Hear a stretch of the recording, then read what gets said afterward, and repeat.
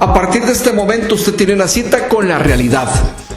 Todos los jueves a las 6 de la tarde por su canal preferido. Usted disfruta el análisis de los temas más importantes que suceden en nuestro país, en el campo político, económico, social y cultural, en la compañía de nuestros invitados. Bienvenidos.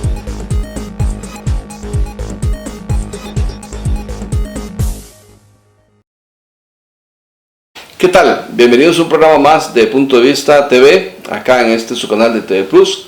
Como siempre, trayéndole temas de actualidad, temas importantes sobre la realidad de nuestro país. El día de hoy vamos a arrancar con lo que fue la manifestación en que se dio esta semana en la ciudad capital y que arrancó en la Plaza de la Democracia y concluyó ante la Casa Presidencial, donde los manifestantes fueron a pedirle al gobierno que diera un giro en la administración pública, un giro para que lograra pues sacar algunos pendientes, dicen ellos, ¿verdad? Algunas cosas que no les gusta, que no están bien en materia de seguridad, en materia de salud, de salarios, de distribución de riqueza, de empleo público, en el campo del agro, de la infraestructura, entre otros. Esa parte la vamos a analizar después de esta bienvenida. En la segunda parte vamos a compartir con ustedes una entrevista con el señor Jorge Gamboa, un vecino del cantón de Corredores de Punta Arenas, que nos viene a comentar un poco, a dar una visión de la realidad que están pasando por allá en la provincia de Punta Arenas, que ha sido noticia en las últimas semanas por migrantes que están bueno, pues allá en la frontera, en Paso Canoas, o porque hay actos delictivos de sicariato, operativos de la fuerza pública para tratar de minimizar la inseguridad que se da en Punta Arenas Centro, o porque, bueno, pues agricultores vienen a la capital a manifestarse por falta de oportunidades, o, bueno, pues situaciones donde a veces también el turismo, la infraestructura de la provincia está pues exigiendo la mano del gobierno que se prometió en campaña, pues sería atendido, ¿verdad? Y que dicen ellos pues todavía no ven esa atención que ameritan. Bueno, y finalmente vamos a traerles a ustedes la segunda parte de el análisis que hicimos acá en este espacio sobre la realidad que vive en Israel, un grupo de Palestina que vive en la zona de Gaza, y es por eso, bueno, que vamos a abarcar esa segunda parte acá en TV Plus, en Punto de Vista, para, bueno, tratar de ver qué se puede aportar en cuanto a lo que creemos podría ser el origen de toda esta problemática y la posible solución al respecto. De estos tres temas consistirá el programa el día de hoy. Espero que les agrade y que sirva para formar opinión. Sin más preámbulo, entonces vamos a ir a una pausa, ya casi arrancamos y entramos en materia.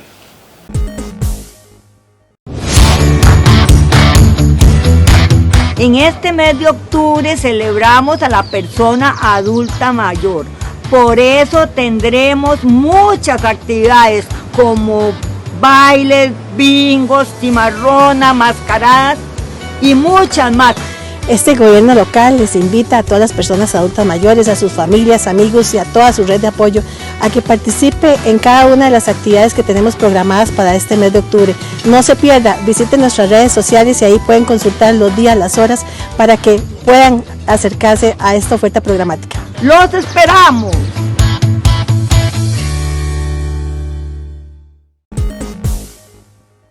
Un grupo bastante numeroso de manifestantes se pronunciaron en la ciudad capital a mediados de esta semana para pedirle al gobierno de turno que, bueno, dé una rectificación, de marcha atrás en algunas políticas de Estado que el presidente de la República está implementando en nuestro país, en Costa Rica, o para que eventualmente eche a andar algunas políticas que, según dicen los manifestantes, se necesitan. ¿Cuáles son los sectores donde más hay queja? Es en educación, en seguridad, en salud, en infraestructura, en el agro y también en el empleo público. ¿Qué es lo que la gente quiere? Bueno, en educación se pide volver la mirada hacia una dignificación del educador a la hora de ejercer su trabajo. En salud se pide que se pague la deuda que se tiene con la Caja Costarricense del Seguro Social para que haya más presupuesto. En empleo, bueno, pues no gusta la ley de empleo público, ¿verdad? Y se piden mejores salarios, ajustes de salarios que respondan a un estancamiento salarial que tiene el país desde hace unos 10 años. En materia del agro, bueno, pues volver la mirada al agro, ya que dicen los campesinos que ellos se sienten abandonados, y hasta las asociaciones de desarrollo están pidiendo que les paguen los 50.000 millones que dicen que el gobierno les está debiendo. Pues de esa plata solo 8.000 millones les han girado. Vamos a escuchar a algunos de los manifestantes, oír sus inquietudes por los que marcharon esta semana en la ciudad capital y fueron a entregarle varios pliegos de peticiones al presidente de la República allá en Zapote. Bueno, durante muchas semanas se estableció una articulación que luego se llamó Mesa Nacional de Diálogo Social y Productivo, articula sindicatos, grupos campesinos, grupos comunales, sectores profesionales, universidades públicas, estudiantes de secundaria, de primaria, ¿verdad? En una sola confluencia, denunciando un deterioro acelerado de las políticas sociales en Costa Rica, denunciando un retroceso que sigue incrementando la desigualdad, que sigue incrementando la exclusión económica, que sigue desfinanciando políticas públicas importantísimas como la política social, la política educativa, ¿verdad? La política de seguridad ciudadana, los cuerpos policiales desfinanciados, ¿verdad? Entonces, desde ese punto de vista, estamos, digamos, estrenando en la calle, aquí en San José y en otros lugares del país, esta protesta social para llamar la atención de las autoridades políticas del país, anhelando que este movimiento se va a consolidar y que se pueda expresar en próximas semanas más fuerte todavía.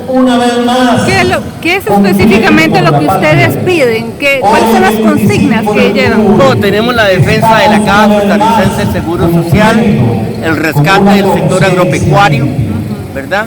La justicia tributaria y económica contra el fraude fiscal, contra la evasión fiscal, haciendo un llamado sobre los altísimos intereses de la deuda pública, cuyo servicio demandará nada más y nada menos 900 millones de dólares por mes en el año 2024. Entre otras consignas que articulan, repito, esta petición social. Al llegar a Casa Presidencial, porque ustedes se dirigen a Casa Presidencial, al llegar a Casa Presidencial, pues ustedes se dirigen a Casa Presidencial, ¿qué le piden al presidente? No, ahí se va a entregar una carta, se va a dar a conocer en ese momento una carta política y se le dice al gobierno que debe llamar a un verdadero diálogo social. El movimiento comunal se encuentra hoy aquí frente al Ministerio de Hacienda exigiéndole al gobierno que nos gire la plata que por ley nos corresponde. Nos corresponde 50.000 millones del impuesto sobre la renta y este gobierno solamente le ha dado a las comunidades para que trabajemos en caminos, en salud, en vivienda, en seguridad, 8.000 millones. Solo nos ha dado el 17% de lo que la plata nos corresponde. Por eso hoy estamos aquí a la par del pueblo, exigiéndole al gobierno que nos gire los dineros para seguir haciendo obras en nuestras comunidades. Vamos a hablar con don Lenín Hernández para que nos hable un poquito de la presencia de SINAC aquí en la marcha nacional. Sí, el día de hoy estamos en una jornada nacional de protesta en donde muchos sectores productivos, sociales, sindicales, sector comunal, población civil, nos estamos uniendo el día de hoy para protestar en contra de las políticas públicas de este gobierno que están afectando nuestra condición digna para todas y todos los costarricenses.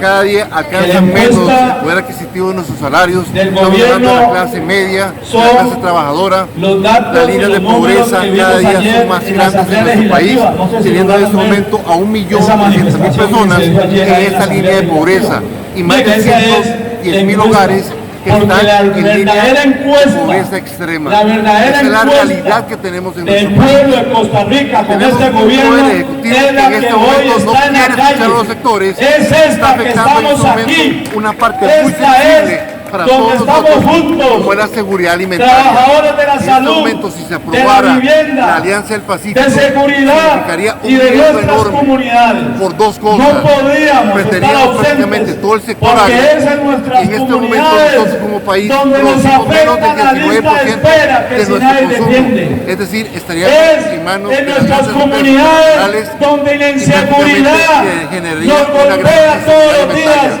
Que Si la hablamos de la Caja de Seguro defiende Social, con es su un recurso desastre humano lo que está haciendo en el Yamato Ministerio de Nivel, Seguridad. que en un año de gestión Es en las ha aumentado las comunidades listas de espera casi donde un nos afecta la 40%, droga y y eso la significa delincuencia listas de con espera el igual desempleo. que listas de muerte Es para en las muchos costarricenses. comunidades Por eso el donde día de hoy vemos a los salimos a jóvenes protestar en a las favor del pueblo de esquinas, Costa Rica. porque no tienen.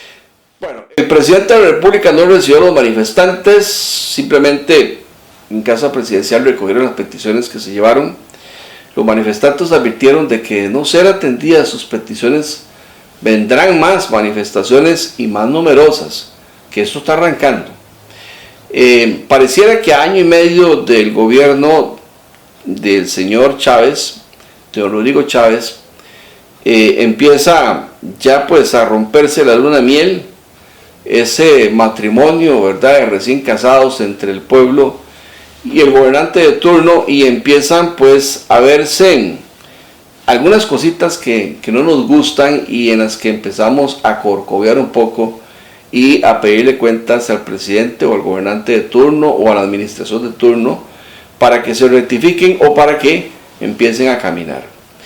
Esto pues no pinta muy bien, que digamos, a pesar de que hay un grupo fuerte que tiene una buena imagen del actual gobierno y del actual presidente, un grupo que puede andar en un 30, un 40% de electores, pero empieza a conformarse un grupo de oposición en contra de algunas políticas de Estado.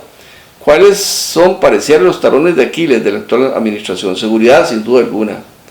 El otro tema tiene que ver con salarios muy bajos. Ya no es desempleo, sino salario. El otro tema tiene que ver con la salud pública. Cirugías pendientes, citas pendientes, infraestructura pendiente. La gente ya no aguanta más. El otro tema tiene que ver con la calidad de la educación y el ambiente en que se devuelve el educador y el educando, también el estudiante. La infraestructura. Y bueno, deudas que el Estado tiene, como por ejemplo con las asociaciones de desarrollo, donde se siguen quejando de que no les giran los dineros que necesitan para invertir en sus comunidades. De 50.000 millones, dieron 8.000. ¿Dónde están los otros 42.000 millones? Es la queja de muchos dirigentes de asociaciones de desarrollo de este país. Así las cosas, pues ya veremos qué pasará en el futuro, pero por lo pronto el presidente Chávez tiene una agenda ya social que le están imponiendo, que le están sugiriendo los sectores, los manifestantes, y por otro lado, a la vuelta de la esquina, pues podría ser que haya un poquito más de efervescencia social al llegar a la mitad de su mandato. Vamos a ir a un consejo y acá continuamos.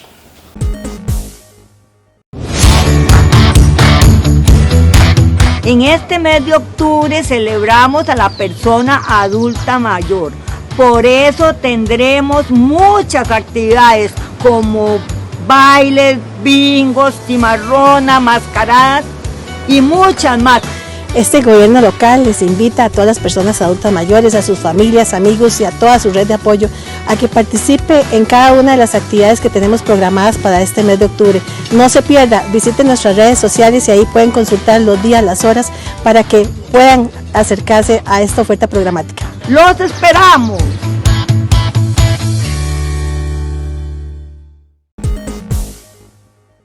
Punta Arenas ha sido noticia en las últimas semanas, noticias no muy agradables, no solo por el tema de inseguridad, sino también por inundaciones, el tema de los migrantes que cruzan frontera con Costa Rica, que vienen desde Panamá, que en realidad pues han cruzado todo el Darién y bueno, pues esto ha ocasionado algún tipo de problemas de molestias, sobre todo en la zona de Paso Canovas, en la zona de fronterizo donde hay comercio, porque dicen los comerciantes que, bueno, pues tanto migrante ha hecho consigo que muchas de estas ventas bajen, ¿verdad?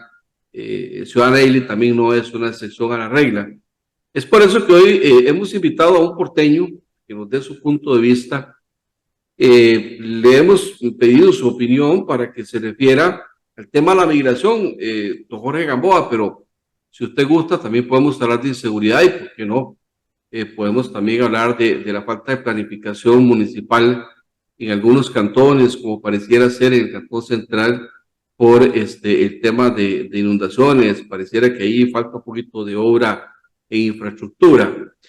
Le agradezco pues que usted nos reciba en el seno de su hogar, le agradezco que acepte la invitación. Don Jorge Gamboa, quien fue diputado de nuestro país, don Jorge Gamboa, quien, por cierto, creo que ahora usted aspira a la alcaldía del Cantón de Corredores, ¿verdad?, en la provincia de Punta Arenas, un comunalista, alguien que se identifica mucho con el sector agropecuario, con el sector turismo y que también, ¿por qué no?, ha ido a participar en marchas como la última que hubo del sector de campesinos que se sienten no tomados en cuenta por el actual gobierno y que pues todo eso le da mucha vigencia a la figura de un hombre humilde, trabajador, pero muy preparado y que lleva en el corazón sobre todo a los conciudadanos de su terruño, que es la provincia de Punta Arenas. Jorge, gracias, un gusto tenerte por acá en Punto de Vista, en TV Plus, en Canal 49 y en sus diversas cableras, para que usted nos haga pues una descripción de cómo se siente como porteño, de todo lo que está ocurriendo con todo lo que es el litoral Pacífico, Pacífico Central, Pacífico Sur, sobre todo en un gobierno que se prometió mucho, ¿verdad?, para los habitantes fuera del gran área metropolitana, fuera del Valle Central, que en un principio no querían votar y que al final de cuentas pareciera fueron ustedes los que se decantaron por escoger al presidente Chávez como presidente de la República, pero que están viviendo momentos muy difíciles desde la frontera prácticamente hasta la ciudad principal, la capital de la provincia más extensa de Costa Rica, que es Punta Arenas, y la más grande en territorio. Un gusto tenerlo por acá en Punto de Vista, donde su opinión vale. Muchas gracias, Carlos, por este espacio que nos has brindado, digamos, desde el Cantón de Corredores. Agradecerle, pues, al Dios Todopoderoso, digamos, por este momento y que nos ilumine y nos dé sabiduría. Y también agradecerle, pues, para podernos comunicar con toda la provincia de Punta Arenas, y no solo la provincia de Punta Arenas, sino que el mensaje llegue a todo el resto del país. Efectivamente, sí, mi nombre es Jorge Gamboa Corrales. Pasé por, como dicen muchos, por donde asustan, por la Asamblea Legislativa, y mi trabajo fue muy del sector agropecuario, ¿verdad? Cuando llegamos ahí, descubrimos que ante la sociedad costarricense urbana, vamos a hablar así, el consumidor, uno conversaba y como que no existía el campesino, no existía el agro ya, como que ya el campesino estaba desaparecido prácticamente. Fue una labor muy ardua y rescatamos y posicionamos, digamos, el sector por ahí. En materia de Punta Arenas y de todo lo que se está viviendo, Carlos, vamos a decirlo así, esto es un problema, no es actual, vamos a decirlo. Esto es un problema que yo le digo viejo, añejo, de hace muchos años, ¿verdad? El primer golpe que llevó las zonas rurales del país, y consecuencia de lo sufrió la zona sur, desde, parece que se repite, ¿verdad? el mensaje es desde que empezamos con el tema de los tratados de libre comercio o antes de eso, ¿verdad?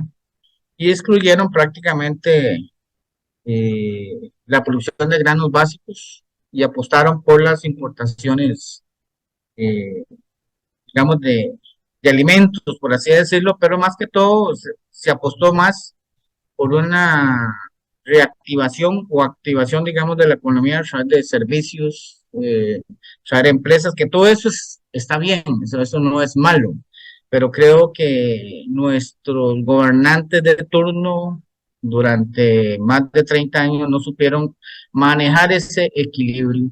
Entonces aquella Costa Rica solidaria, ¿verdad?, que teníamos, equitativa, donde la educación, acceso a todo el mundo, y crecimos en ese sistema educativo donde vamos a tener que decirlo, no había diferenciación de clases sociales, económicas en una aula. Compartíamos la misma aula, el mismo pupitre, las sillas, en la misma institución, el mismo profesor o educador, etcétera, y no había ninguna diferencia, ¿verdad? Y todos éramos amigos. Entonces ese era un espejo, digámosle así, de lo que vivía Costa Rica. En materia de salud era igual, ¿verdad? Y en materia de crédito, pero todas esas cosas han ido cambiando, porque antes era más solidario, no estaba, ¿cómo se llama? Lo explico de esta forma. El fin era el ciudadano, el fin era el ciudadano costarricense, la mayoría, vamos a decirlo así, o todos los ciudadanos. Pero hoy cambia eso y ya entra la parte mercantil, ¿verdad? Eh, bueno, se le brinda la salud al que no puede pagarlo y el que puede pagarlo, pues que lo pague. Eh, el que tiene posibilidades económicas, que pague un colegio privado, el crédito lo cerrano para el sector. El primer golpe que lleva es el sector agropecuario, eh, ¿verdad? Y a usted aquí, una zona granelera, producción de granos básicos, de toda la región Brunca y etcétera. Y entonces desaparece el arroz, perdón, desaparece el maíz primero y desaparece prácticamente el frijol, y vea dónde han llegado. Ya hoy prácticamente, digamos, también el arrocero. Y el arrocero, pues la producción de arroz se sostiene porque hubo una marcha, una organización, y lograron consolidar una organización que llegó a ser la Corporación Arrocera, que en su debido momento cumplió sus funciones, ¿verdad? Que es un tema aparte que lo podemos tocar, y estuve ahí, trabajé ahí, y me parece que perdió un poco la visión en un momento dado. Dejó de hacer cosas para el productor y hoy están pagando prácticamente las consecuencias, ¿verdad? Entonces, esto lleva un desequilibrio social en el sector rural, porque esto no solo está sucediendo en Punta Arenas, pero vamos a hablarlo solo en Punta Arenas. Eso por un lado. El otro tema de la parte, digamos, no solo agropecuaria, sino el tema de pesca. Y hablemos de la pesca artesanal, podemos hablar de los diferentes tipos de sectores de la pesca, ¿verdad? No cuidamos nuestros mares, no los protegimos digamos, el mar. La producción es como un cultivo, como sembrar arroz, maíz, frijol, etcétera, que hay que estarlo cuidando, que hay que estarlo fertilizando, que hay que chinear la planta para que nos dé producción. Bueno, el mar es igual, con la ventaja que es que Dios nos puso esos frutos, ¿verdad?, del mar ahí, y también nos dio la oportunidad a Dios de saber administrar esto, pero no lo supimos administrar. Agotamos prácticamente nuestros mares, y cada vez nuestros pescadores tienen que irse mar adentro, ¿verdad? Que eso implica costos, ¿verdad?, onerosos, y también pues algunas políticas eh, bastante poco acertadas, por así decirlo, no solo en la protección del mar, sino en cómo poder reactivar o transformar la producción pesquera, en algo pues innovador, transformación del producto. Entonces tenemos dos sectores prácticamente en Punta Arenas, ¿verdad? Y pues eso ha sido un problema social. Nuestros jóvenes no quieren el campo, nuestros jóvenes no quieren estar en el mar. Hoy en día dependemos de un monocultivo que podemos venir desde prácticamente, casi desde Puriscal, desde la Gloria de Puriscal, bajando hacia Parrita, Quepos y hasta la frontera sur de Palma Aceitera, con una transnacional, Palmatica, y con la cooperativa Copagropal, que aquí ha mantenido pues un equilibrio, digamos, en el sector productor palmero. Y esa es la gran actividad. Por el lado de Buenos Aires, pues tenemos la parte transnacional, que es la producción de piña, exportación, y donde se produce la piña rosada, ¿verdad? Prácticamente eso es lo que genera empleo. Pero ¿qué tipo de empleo está generando? Si nuestros jóvenes estudiantes de los colegios, vamos a decirlo así, de los CTP técnicos, ¿verdad?, que salen preparados en un nivel medio, digamos, técnico medio y académicos, no tienen una gran oferta laboral ahí. Y todos estos jóvenes, pues muchos buscan, emigran o migran hacia la meseta central, no regresan, y los que logran pues seguir estudiando, pues que son muy pocos, hay que ver el porcentaje, ¿verdad?, comparado con los que no logran accesar al sistema educativo superior. Y también muchísimos que afloran, digamos, en las universidades privadas en toda la provincia de Punta Arenas, que eso es bueno, yo lo digo, pero eso tiene un costo para el estudiante. Pero cuando se gradúan, ¿cuántos de esos estudiantes logran accesar a un trabajo de acuerdo o acorde con la profesión que tienen? Y usted revisa, normalmente casi todo el mundo o muchos están estudiando para educación, ¿lo ve? Y nuestro sistema educativo en Costa Rica y en Punta Arenas, no se dice, usted sabe que soy educador en un colegio técnico, nuestro sistema está prácticamente colapsado. Entonces, eso genera, ¿cómo se llama?, una incertidumbre en la juventud, ¿verdad? Y hay caldo cultivo, por así decirlo, de organizaciones, vamos a decirlo, el narcotráfico, el crimen organizado, pongámosle el nombre que se quiera, ¿verdad? Y de una u otra forma, se ven involucrados en esto para buscar su sostenibilidad económica. Conste que no, eso no es una excusa en el sentido de que esa es la solución, no, ¿verdad? Pero gobiernos anteriores no han atacado este tema. Las deficiencias en la institucionalidad pública es producto de eso, ¿verdad?, especialmente en las provincias, en las regiones. Ahí. Específicamente, podemos tocar el tema de migración, que es lo que nos toca. Es complejo, Carlos, esto es complejo. No podemos separarnos del mundo, ¿verdad? Estaba revisando algunos datos mundiales de la Organización Internacional de Migración, la OIM, y por ejemplo, para darte rápido así, 281 millones de migrantes internacionales en el mundo, o sea, el 3.6% de la población mundial son migrantes. Uno de cada 30, digamos, son migrantes, vamos a decirlo de esa forma. Y bueno, muchas personas migran hacia otros países, de países, vamos a decirlo, de menos desarrollados, de medio desarrollo, hacia a países desarrollados, llámese, si hablamos de América, Canadá, Estados Unidos.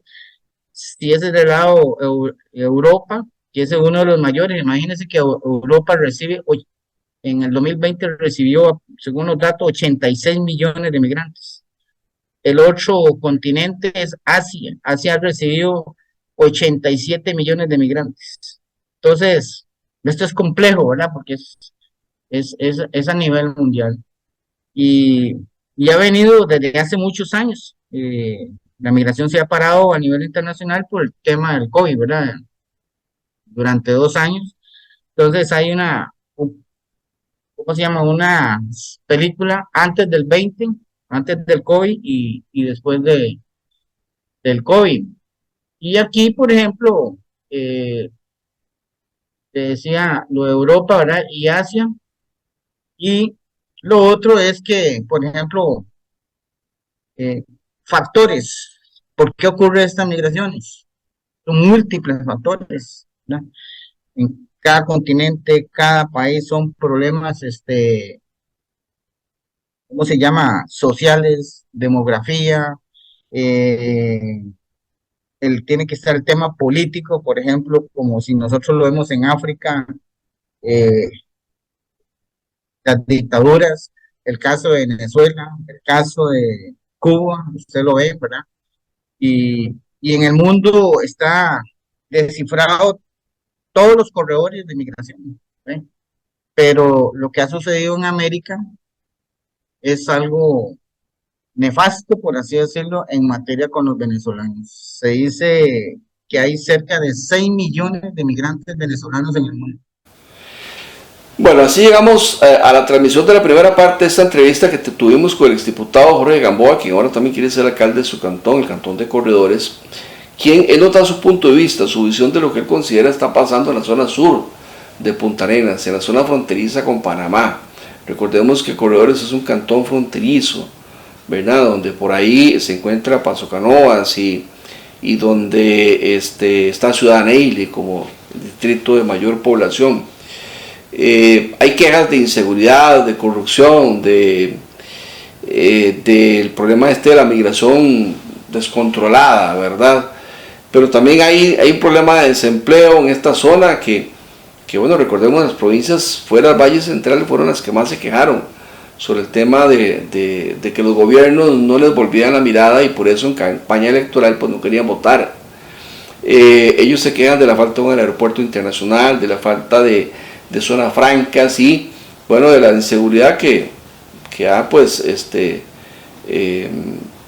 se ha plagado en toda la provincia, producto de que la juventud carece de oportunidades. La otra semana, si Dios quiere, vamos a tener la segunda parte de esta entrevista para irles dando a ustedes a conocer, bueno, pues una visión de qué consideran los líderes comunales, los líderes cantonales o diferentes provincias son las principales necesidades de aquellas comunidades, aquellas provincias que están fuera del Valle Central, sobre todo en un momento en que arranca una campaña electoral de cara a las próximas elecciones para escoger alcaldes, intendentes y también en un momento crucial del actual gobierno donde debe de replantearse lo que podría ser la segunda parte de esta administración, en este caso de don Rodrigo Chávez. Vamos a ir a un consejo y ya casi continuamos.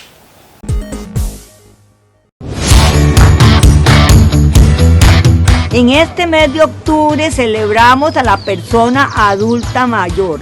Por eso tendremos muchas actividades como bailes, bingos, cimarrona, mascaradas y muchas más.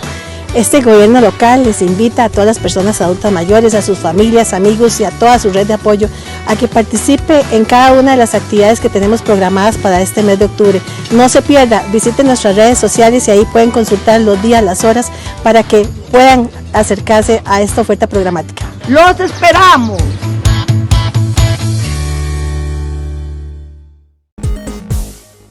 Profesor, Antonio Barrios, cuando yo observo el tamaño de Israel, que son 26.000 kilómetros cuadrados, algo muy parecido a El Salvador, y cuando veo la población que tiene Israel, 10 millones casi de habitantes, otro tanto más, no sé cómo decirlo, sin el exilio o alrededor del mundo, ¿verdad? Versus cuando vemos también el tema de los palestinos, 5 millones allá en el norte de Israel, 2,5 millones en Gaza. Pareciera como que los dos pueblos ocupan un país, de verdad, un país por separado, y pareciera que los territorios que se les entregaron o se les dieron a ambos pueblos desde un principio era muy pequeño para ambas poblaciones. Versus cuando veo a los vecinos, veo que hay países inmensos de cientos de miles de kilómetros cuadrados, algunos hasta de millones de kilómetros cuadrados. Esto me lleva a hacer una consulta.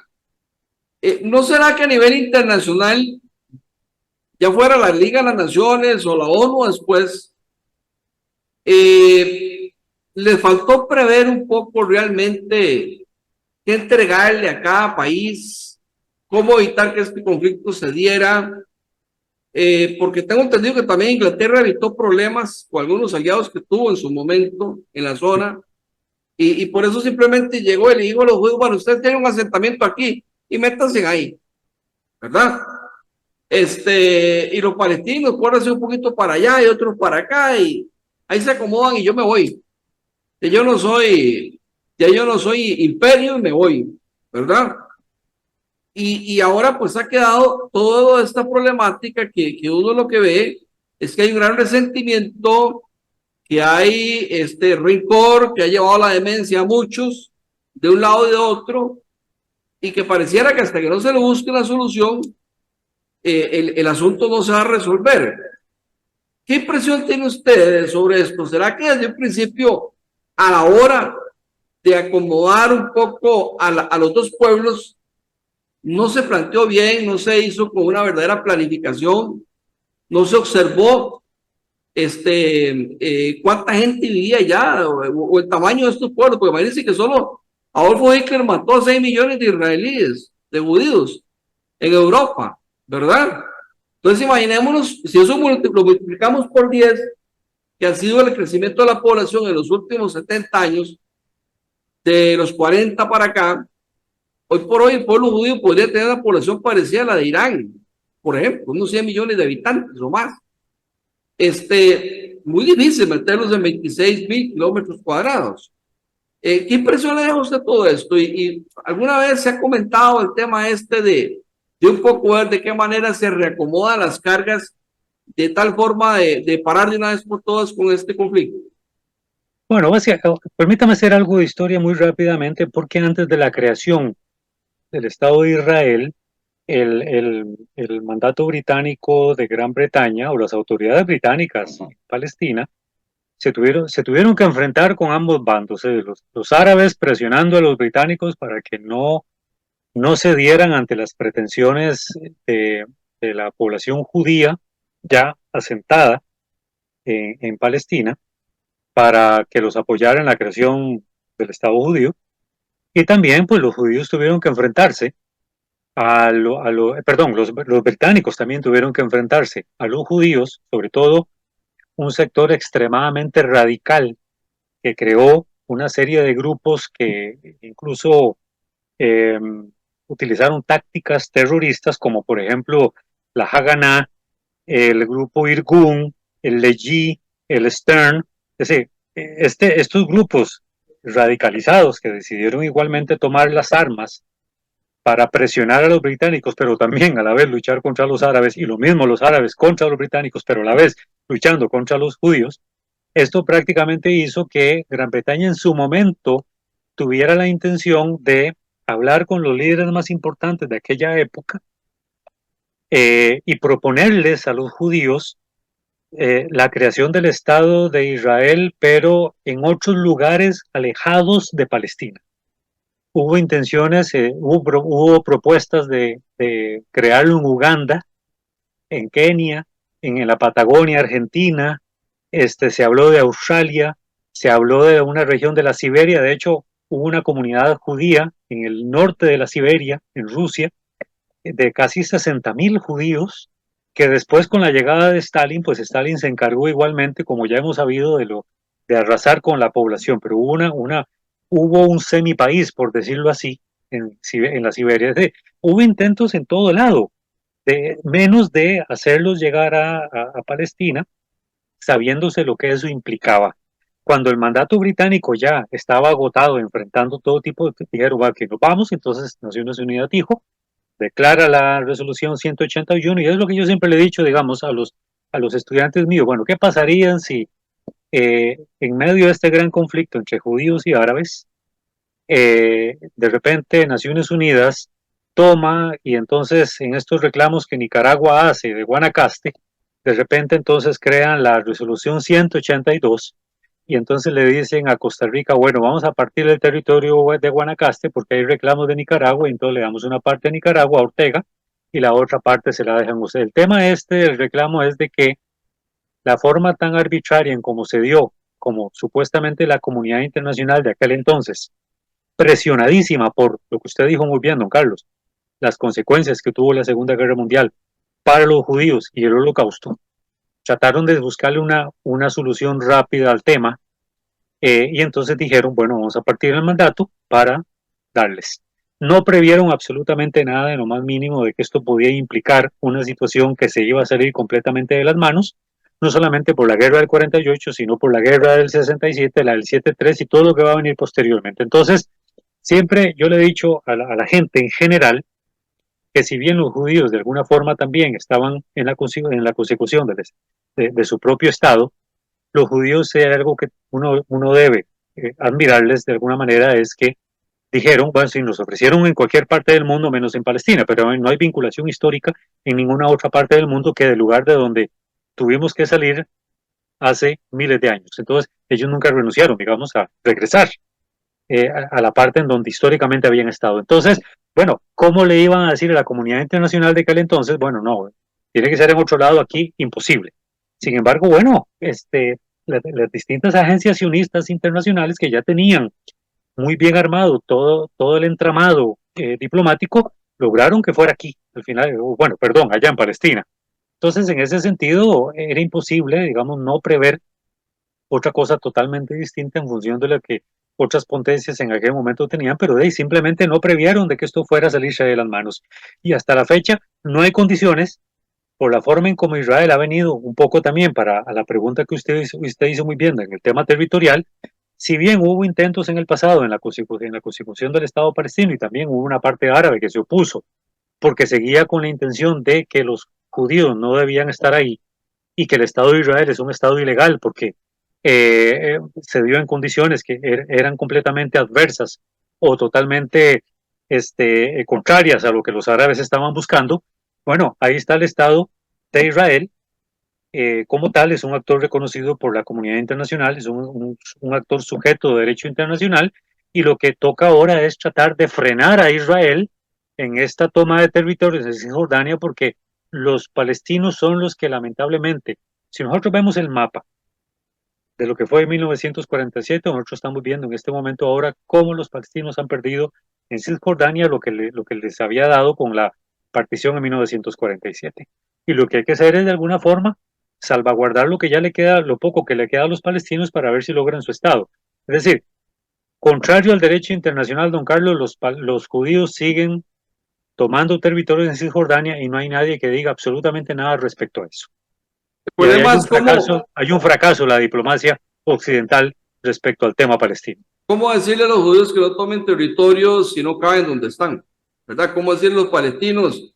Miren, no se peleen con los judíos si en 350 kilómetros cuadrados que mide Gaza viven 2,5 millones de seres humanos.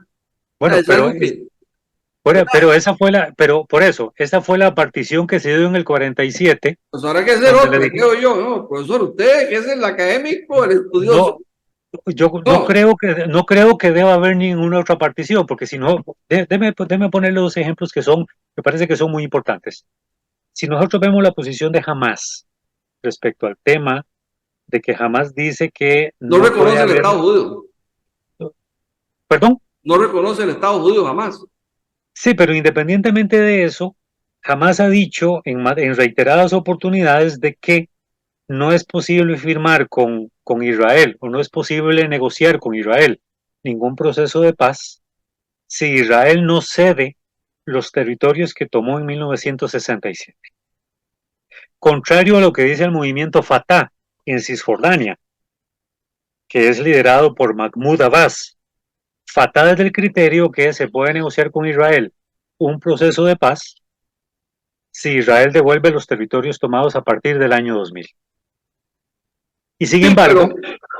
perdón, profesor, pero me parece que todo esto es un discurso político. Bueno, lo que sea, pero es igual Israel. O sea, el Israel discurso tiene un jamás discurso ahora es político. devuélvame lo que me quitaron, y cuando le devuelvan lo que le quitaron, no, mire, es que la verdad es que ustedes no son de aquí, a ustedes los metieron en ese territorio de nosotros. O sea, es un tema político. Una pregunta, profesor, usted me decía que no nos brincáramos la parte de la historia bíblica, ¿verdad? Pero, ¿qué fue lo que Dios le prometió a Moisés? ¿Cuáles de los actuales estados es parte de la tierra prometida? Bueno, todo lo que lamentablemente es que hay una discusión ahí muy complicada, es todo lo que hoy se empezó a conocer como Palestina. Algunos dicen que Palestina no existe, otros dicen que sí, Judea y Samaria, es lo que se conoce como lo que es Cisjordania también. Es decir, es un tema de nombres también, de cómo lo denomino cuando me conviene, desde el punto de vista bíblico, para entonces decir, bueno, es que estas tierras también son mías y por tanto necesito reclamarlas. El problema, don Carlos, es que Israel ningún país se debe regir por la Biblia. Sí, claro, claro. Hay que buscarle un territorio a Palestina. Hay que buscarle un territorio a Palestina. No sé dónde o cómo, pero hay que buscárselo. Esta gente no se va a poner de acuerdo nunca y se van a terminar lanzando bombas atómicas. El problema es que, perdón, Carlos, el problema es que eso que usted plantea implica justificar sacar a los palestinos de una tierra en donde históricamente han estado. Es como replicar lo que hace miles de años le tocó a los judíos vivir cuando fueron echados de ahí. Sí, así es. Y tampoco es lo correcto. Los palestinos... y por eso dicen los de Hamas que hay que borrar el Estado de Israel, ¿verdad? Y matar a todos los israelíes porque ese territorio es de ellos. Profesor, vamos a ver sobre este último tema.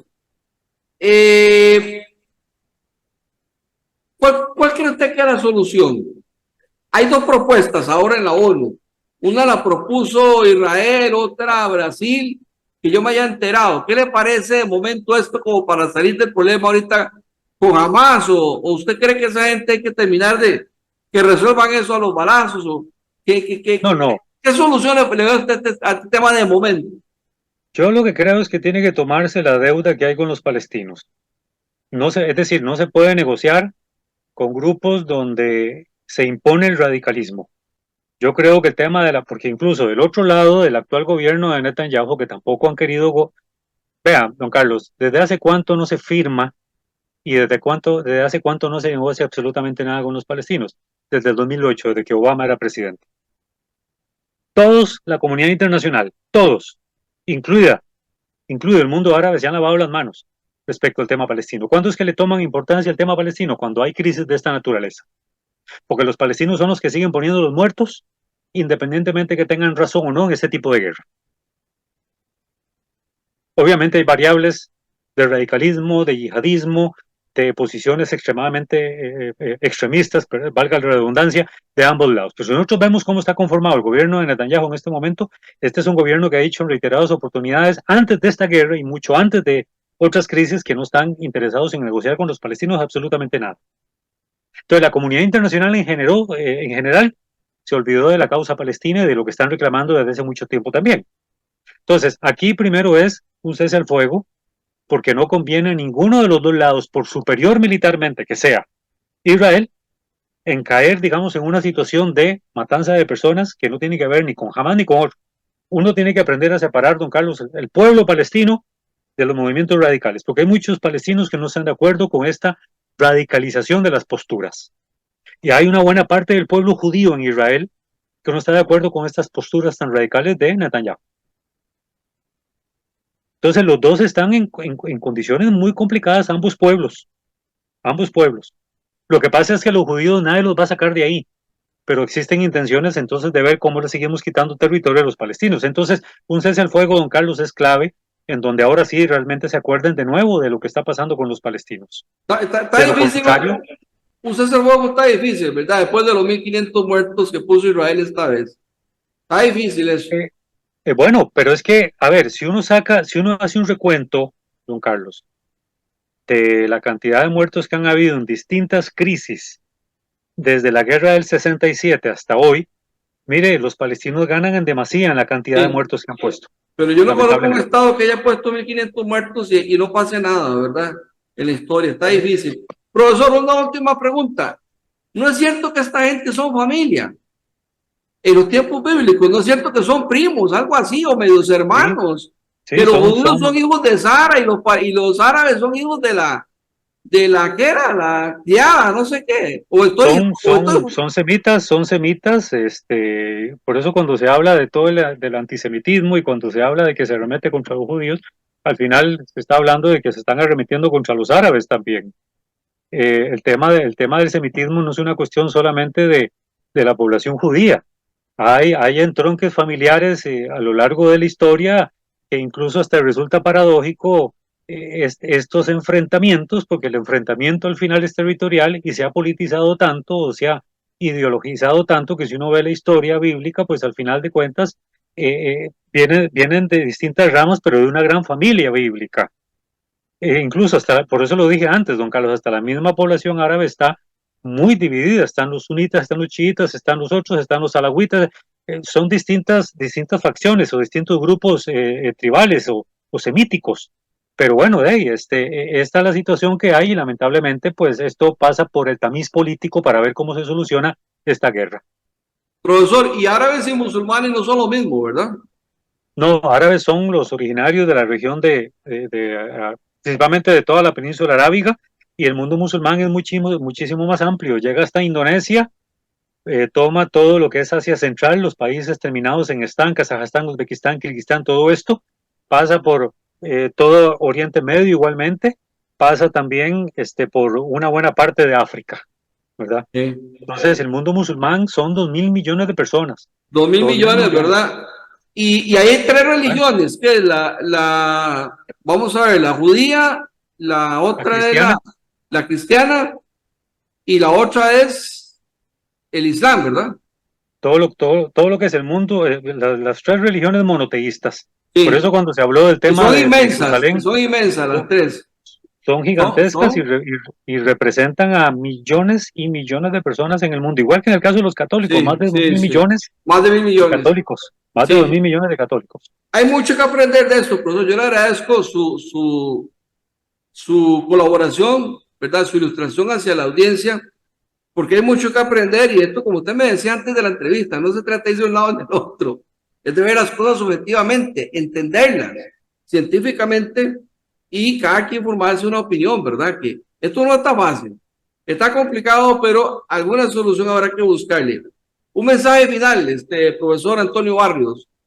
Bueno, usted dijo algo, don Carlos, que es muy cierto. Yo creo que cuando uno analiza cualquier conflicto, si hay un conflicto que genera muchas emociones, más que cualquier otro en el mundo, es el tema entre israelíes y palestinos. Y esto hace que mucha gente pierda, digamos, la razón o la objetividad. Cuesta mucho mantenerse porque es muy rico desde todo punto de vista analizarlo, pero sí es un conflicto que genera mucha emoción en la gente, porque resalta la cuestión bíblica, resalta la religión, resalta lo político, lo ideológico, etcétera, etcétera. Bueno, por lo menos en esta entrevista aprendimos de que los dos pueblos son descendientes del padre Abraham, ¿verdad? Así que tenemos que ser más objetivos, ¿verdad? No tomar mucho partido de un lado y al otro. Y ojalá se pongan de acuerdo, ojalá quiere decir Dios quiera, ¿verdad? Creo que en árabe, por cierto. Pero si no se llegan a poner de acuerdo, habrá que buscarle el territorio a Palestina, es lo que a mí se me da a la cabeza. Esto está complicadísimo, ¿verdad? Deberían de ponerse de acuerdo por ser familia, aunque con religiones distintas. Bueno, profesor, muchas gracias, de verdad. Yo sé que tiene otro compromiso usted con otro canal de televisión y no quiero usar de su confianza. Un gusto tenerlo por acá en Punto Vista y en TV Plus. Feliz día. Con mucho gusto, don Carlos. Bueno, recuerden que en YouTube, en Punto Vista TV, ustedes pueden bajar todo este material y pueden pues compartirlo o conservarlo para que lo vuelvan a ver. En el Facebook Punto Vista Costa Rica, que se está reactivando de nuevo en este espacio, en este programa, ustedes pueden pues también dar sus opiniones y también pues bajar el material. Es importante que nos den sus criterios, ¿verdad? Tanto en el tema de la manifestación, están en contra o a favor de lo que piden los manifestantes, es algo que nos gustaría saber. También nos gustaría saber, en el caso de las provincias fuera del Valle Central, en este caso le tocó el turno a Punta Arenas, la zona sur de Punta Arenas, bueno, ¿qué piensan ustedes? ¿Coinciden con don Jorge Gamboa, discrepan con él? ¿Hay problemas de generación de empleo, de crecimiento económico, de que el gobierno vuelva la mirada a esta zona? Es importante pues oír la opinión, sobre todo de ustedes, los puntarenenses. Y bueno, por otro lado, es importante saber de otros aspectos que tienen que ver con nuestro país. Recuerden que hay repetición de este espacio los sábados y domingos de 5 a 6 de la tarde. Buenas noches. Hemos llegado al final de un encuentro más con la realidad de nuestro país. Su cita es todos los jueves de 6 a 7 de la noche, los sábados y domingos desde las 5 hasta las 6 de la tarde por su canal preferido. Te esperamos.